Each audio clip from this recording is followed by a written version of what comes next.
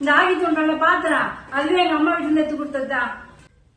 ஆமா பாரதி, ஆமா ஆமா மருமகள் தானே, இந்த கிச்சன்ல தான் இருக்குது. அது அதுக்கு என்ன ஒண்ணும் இல்லாத இடத்துல வந்தாலும் அது பண்ட சலாக்கிங்குது.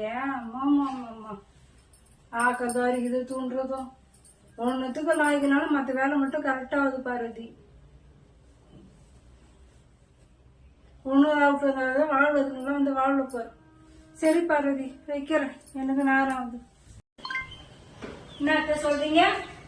ஒண்ணுல சும்மா இருந்தா சும்மா அந்த ஒண்ணு எத்தனை சொல்லுங்க. ஆயுள் இந்த பாத்திரம்லாம் இந்த பாத்திரம் யார் வாங்கி கொடுத்தாங்க?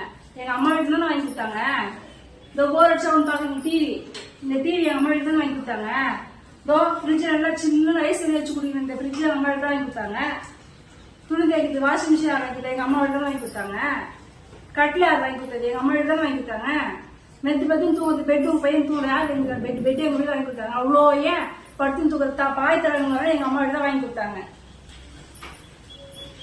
இதுல வேற ஓயாம என் பேரப்புள்ள தூக்கி இட்டு வச்சு கொஞ்சம் சிலாகிச்சு. அந்த பேரப்புள்ள யார் பெற்று கொடுத்து? நான் தானே பெற்று கொடுத்தேன். இதுக்கெல்லாம் மட்டும் நான் தேவை. என்ன வந்துச்சு? ஒண்ணுல வந்துச்சு. என்ன இருந்துச்சு? ஒண்ணு வெறுங்கையா வந்துச்சு. வெறுங்கைய வச்சு ஒண்ணுக்கு லாய்க்கு இல்லையா பாரு. வீட்டுல எந்த வேலையும் செய்யறதே இல்லையா?